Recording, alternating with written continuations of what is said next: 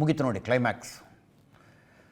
ಪಶ್ಚಿಮ ಬಂಗಾಳದಲ್ಲಿ ತೃಣಮೂಲ ಕಾಂಗ್ರೆಸ್ನ ಭಿನ್ನಮತ ಅನ್ನೋದು ಮಮತಾ ಬ್ಯಾನರ್ಜಿ ಅವರನ್ನು ತೃಣಮೂಲ ಕಾಂಗ್ರೆಸ್ ಅಧ್ಯಕ್ಷ ಸ್ಥಾನದಿಂದ ಕಿತ್ತು ಹಾಕುವ ಮೂಲಕ ಮತ್ತು ಇವರ ಸೋದರಳಿಯ ಅಭಿಷೇಕ್ ಬ್ಯಾನರ್ಜಿ ಅವರನ್ನು ಪಕ್ಷದಿಂದಲೇ ವಜಾ ಮಾಡುವ ಮೂಲಕ ಕ್ಲೈಮ್ಯಾಕ್ಸಿಗೆ ಬಂತು.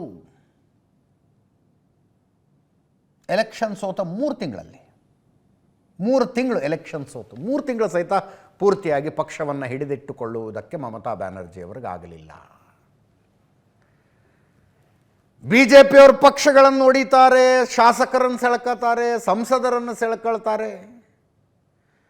ಉಳಿದ ಬೇರೆ ಬೇರೆ ರಾಜ್ಯಗಳಲ್ಲಿ ಅದು ಸಂಪೂರ್ಣವಾಗಿ ಸತ್ಯವಾದರೂ ಪಶ್ಚಿಮ ಬಂಗಾಳದಲ್ಲಿ ತೃಣಮೂಲ ಕಾಂಗ್ರೆಸ್ಸಿನ ವಿಷಯದಲ್ಲಿ ಅದು ಅರ್ಧ ಸತ್ಯ.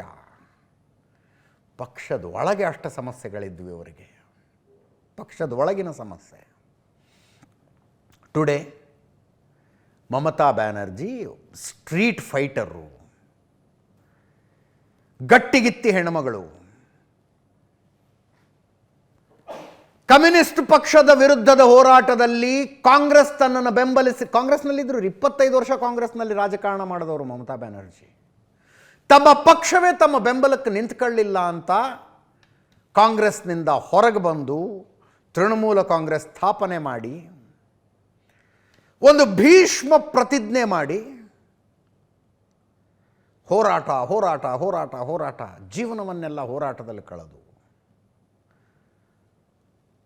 ಸ್ಪರ್ಧಿಸಿದ ಮೊದಲ ವಿಧಾನಸಭಾ ಚುನಾವಣೆಯಲ್ಲಿ ಆವಾಗಷ್ಟೇ ಸ್ಥಾಪಿಸಿದ ಪಕ್ಷವನ್ನು ಪ್ರಿನ್ಸಿಪಲ್ ಅಪೋಸಿಷನ್ ಅಂತ ಮಾಡಿ ಪ್ರಿನ್ಸಿಪಲ್ ಅಪೋಸಿಷನ್ ಸ್ಥಾನಕ್ಕೆ ತಂದು 34 ವರ್ಷಗಳ ಕಮ್ಯುನಿಸ್ಟ್ ಆಡಳಿತವನ್ನು ಕಿತ್ತೆಸೆದು 2011ರಲ್ಲಿ ಅಧಿಕಾರಕ್ಕೆ ಬಂದವರು.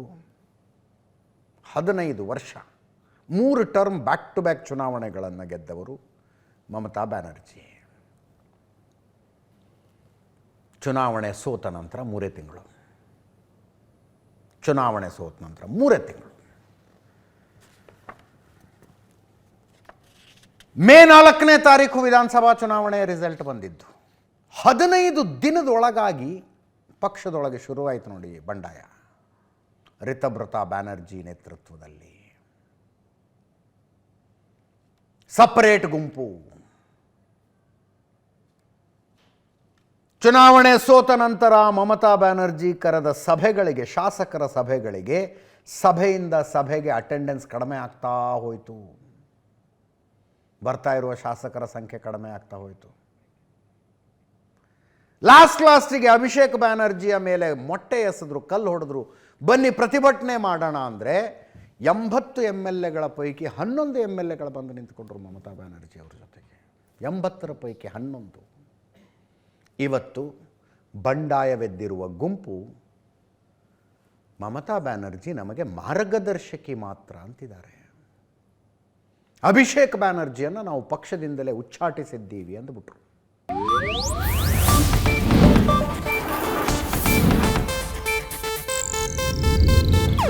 ಇದು ಏಷ್ಯಾನೆಟ್ ನ್ಯೂಸ್ ನೆಟ್ವರ್ಕ್ ಪ್ರಸ್ತುತಿ.